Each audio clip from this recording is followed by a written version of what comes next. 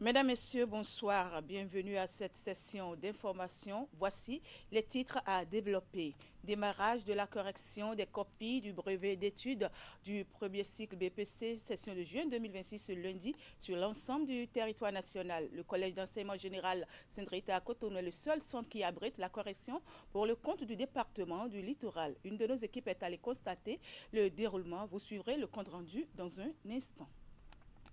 Présentation du projet de stratégie nationale de sécurité routière pour la réduction de la morbidité sur les routes par le Centre national de sécurité routière CNSR. Ce projet assorti d'un plan de financement était en débat dans la matinée du lundi au Palais des Congrès de Cotonou. Le point à suivre en cours de journal. Et puis, nous parlerons en fin d'édition de l'inauguration de nouveaux ouvrages d'assainissement dans les communes de Djougou, Kopago et Waké par la coopération allemande. Objectif, améliorer la gestion des eaux usées et des boues de vidange comme prévu par le plan d'assainissement des 3 villes bénéficiaires élaboré avec l'appui du projet Agir Eau, phase 2 de la GIZ. À nouveau, bonsoir et merci de nous rejoindre sur Canal 3 Bénin. La correction des copies du brevet d'études du premier cycle BEPC session de juin 2026 a démarré ce lundi 22 juin sur l'ensemble du territoire national. Pour le compte du département du littoral, c'est le Collège d'enseignement général Sainte-Rita à Cotonou qui est le seul centre qui abrite la correction. Comment se déroule la correction dans ce centre? Voici le compte rendu avec Ingrid Day et Jocelyn Barriga. L'enceinte du Collège d'enseignement général Sainte-Rita au calme ce mardi matin.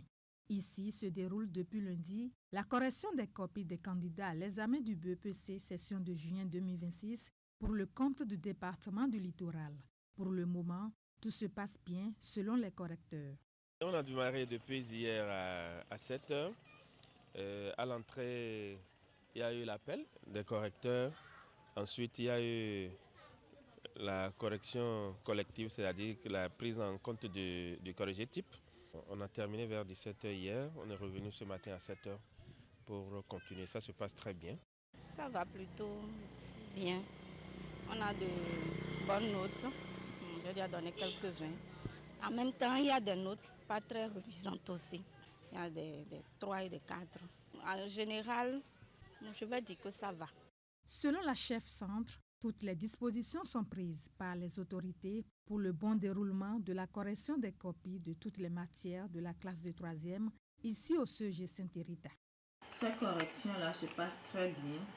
Depuis hier lundi, Madame la directrice départementale a fait déjà une réunion préalable avec le président de sous-commission et elle lui a donné les instructions.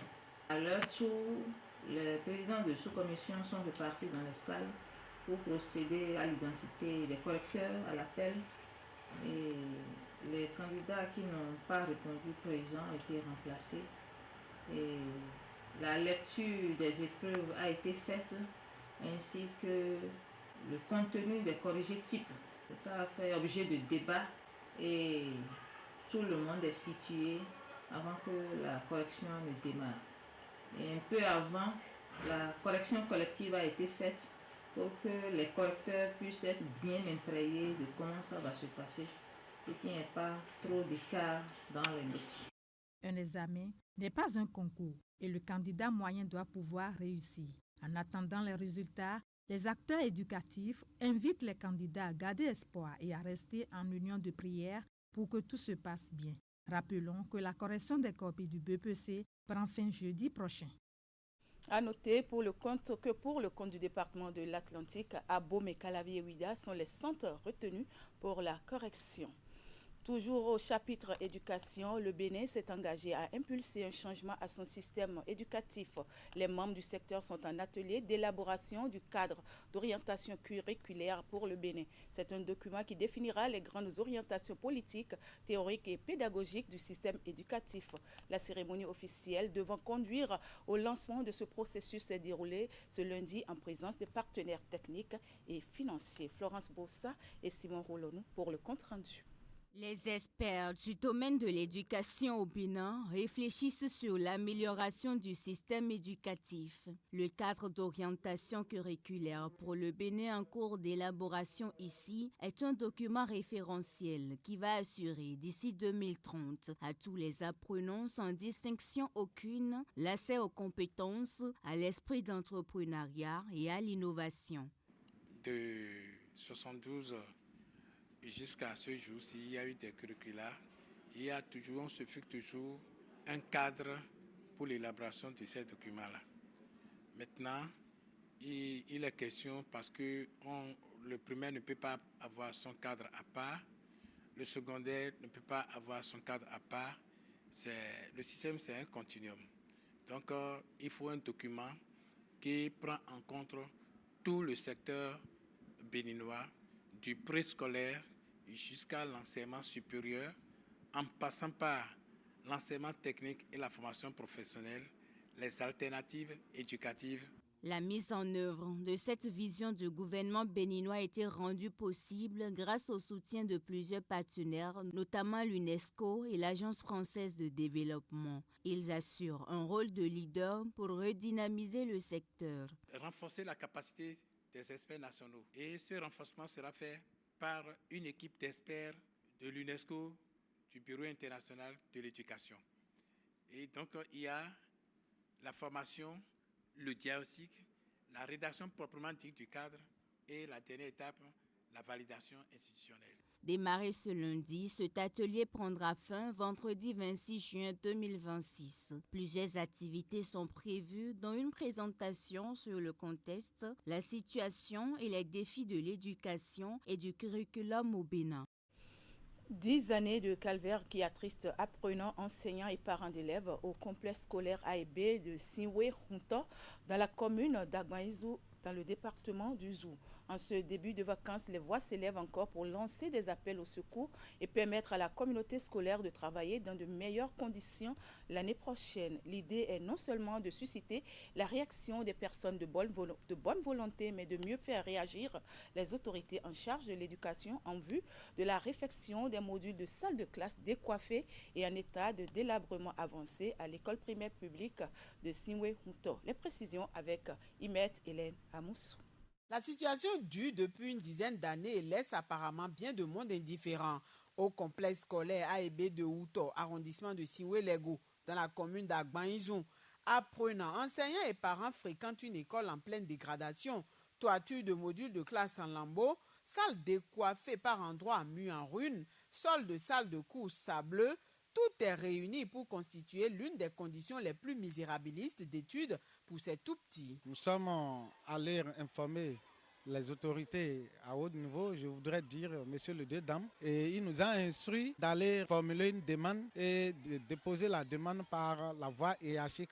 Ce qui a été fait, jusqu'à ce jour, c'est statu quo. Mais nous ne sommes pas restés les bras croisés quand même. Nous avons fait appel à nos grands frères, les ressortissants de Sinwe-Hunto, mais l'heure n'est pas encore sonnée pour nos frères appelés. Donc les enseignants ont dû regrouper ces enfants de ces classes-là dans d'autres et il y a le pléthore. L'école, ou du moins ce qu'il en reste, offre très peu de possibilités à la communauté scolaire. Ces 10 dernières années, apprenants et enseignants se sont accommodés avec les classes multigrades, ce qui impacte le résultat scolaire. Nous souffrons, surtout au moment de la saison pluvieuse, quand il commence par pleuvoir. Les enseignants de ces salles de classe et les élèves sont obligés de faire le déménagement vers les autres salles. Les nombreuses démarches effectuées en direction des responsables du secteur éducatif, de même que les autorités locales, n'ont pas porté de fruits. Aucun regard compatissant pour ces âmes innocentes. Dorénavant donc, seule une solidarité au-delà des frontières de la commune peut redonner dignité et bonheur d'étudier à ces enfants qui sont aussi filles et fils de la République. Nous, élèves du complexe scolaire public de Sinwe-Hunto, lançons nos cris de cœur de venir à nos secours. On revient à Cotonou pour parler de la littérature béninoise qui s'est enrichie en fin de semaine écoulée d'une nouvelle œuvre. Il s'agit de l'ouvrage autobiographique de Pierre d'Alcantara Zokli qu'il a officiellement lancé à Cotonou. C'est un livre qui retrace son parcours de Saroué Doutou jusqu'à la Légion d'honneur à Paris. Le lancement s'est déroulé en présence de plusieurs invités de Marc Brice Menaï pour le reportage. De Saroué Doutou, commune de Houeyogbe dans le département du Mono jusqu'à la Légion d'honneur à Paris, le chemin est long, semé d'embûches. C'est précisément ce parcours que Pierre d'Alcantara Zokli a choisi de raconter dans son ouvrage. Son autobiographie intitulée Mon Odyssée de Saroué Doutou à la Légion d'honneur à Paris fait désormais son entrée dans les rayons des bibliothèques. 275 pages durant lesquelles l'auteur déroule le fil d'une existence riche en enseignements et en défis, semée d'anecdotes marquantes, dont celle-ci vécue face à un recruteur en France.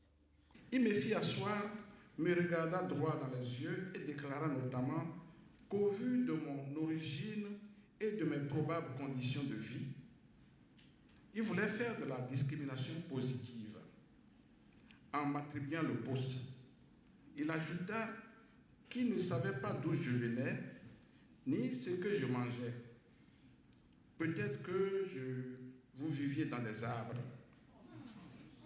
Homme aux multiples casquettes, figure des médias, entrepreneur et diplomate, Pierre d'Alcantara Zokli révèle un sens aigu de la narration qui captive le lecteur. Qu'il puisse avoir la plume et pouvoir raconter dans tous les détails ce qu'il a pu vivre pendant toutes ces presque 75 ans aujourd'hui. C'est à son honneur.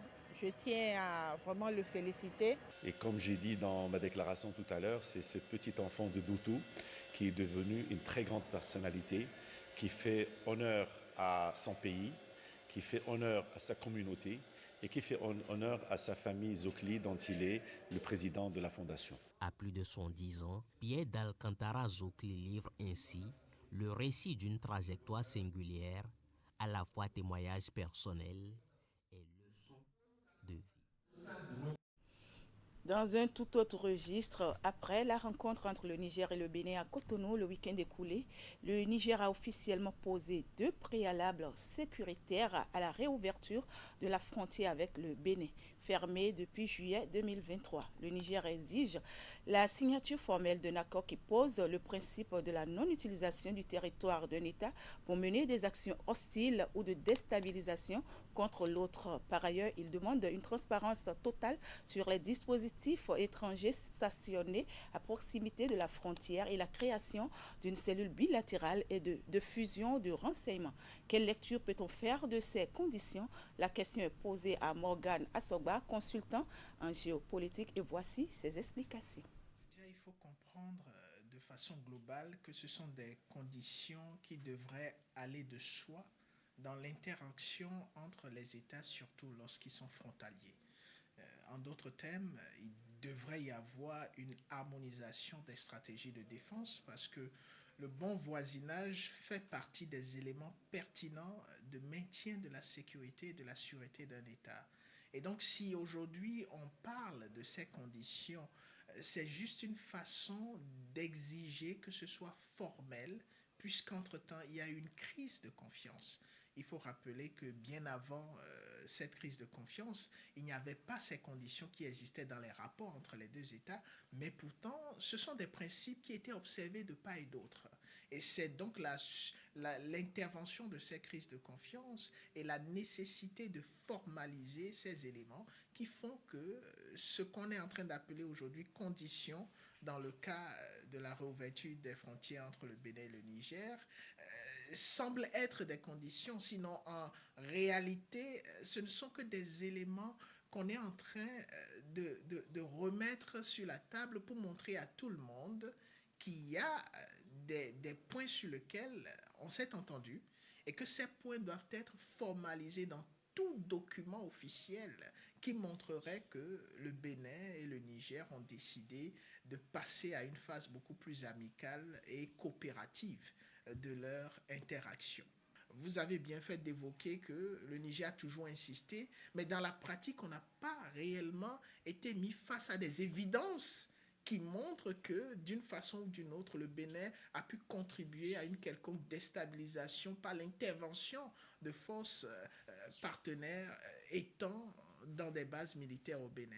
Donc, dans la pratique, c'est très possible et ça s'est toujours fait dans le principe de coopération et de bon voisinage. Mais il est arrivé qu'aujourd'hui, le Niger fait cette exigence parce qu'il y a une crise de confiance et que dans la perspective de réinstallation de l'ambiance de confiance, il est nécessaire que ce soit mis par écrit pour que chaque partie en prenne réellement conscience et l'adopte.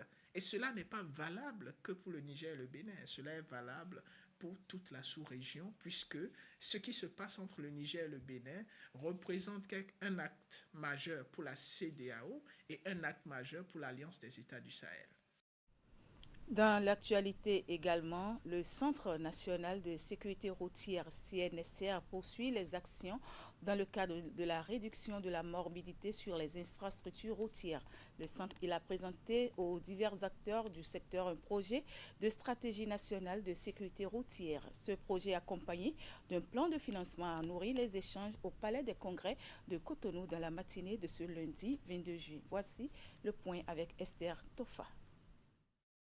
Un projet de stratégie nationale en vue d'optimiser la sécurité routière et réduire le taux de morbidité sur les routes. C'est ce qui a réuni les acteurs des transports et des infrastructures routières autour d'un atelier de validation.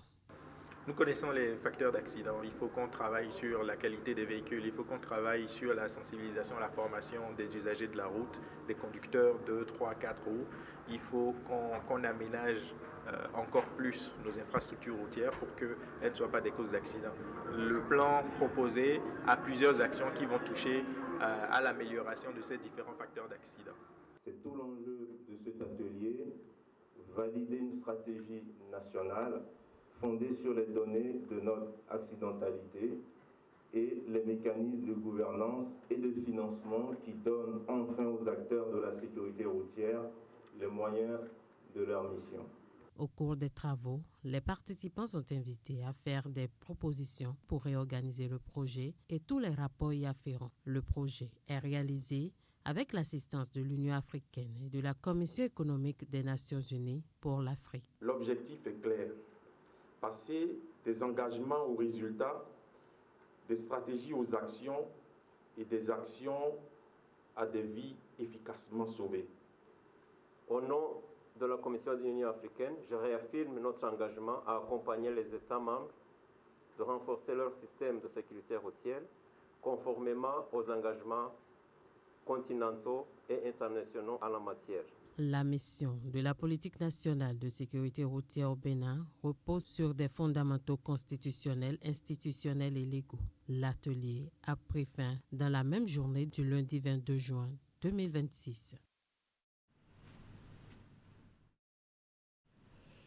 Le volet lutte contre les engins explosifs improvisés du programme ProNord Defense, branche du vaste projet ProNord Entendez, programme territorial pour le nord du Bénin, a été lancé vendredi dernier au Centre de perfectionnement aux actions post-conflictuelles de déminage et de dépollution CPADD de Ouida.